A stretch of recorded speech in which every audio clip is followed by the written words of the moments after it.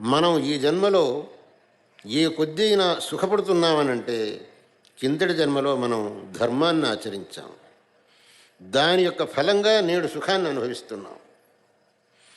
మరి ఈ జన్మలో మనం దుఃఖం కూడా వస్తున్నది అని అంటే కిందటి జన్మలో మనం అధర్మం కూడా ఆచరించాం. దాని యొక్క ఫలంగా నేడు దుఃఖం అనుభవిస్తున్నాం. ఈ ధర్మాధర్మములు మనిషి యొక్క సుఖదుఖమునకు కారణములు అనేది శాస్త్రం నొక్కి వెక్కాణించింది. నీకు సుఖం కావాలనుకుంటే ధర్మాన్ని ఆచరించు, నీకు దుఃఖం వద్దనుకుంటే అధర్మాన్ని పరిహరించు. అధర్మాన్ని ఆచరించొద్దు.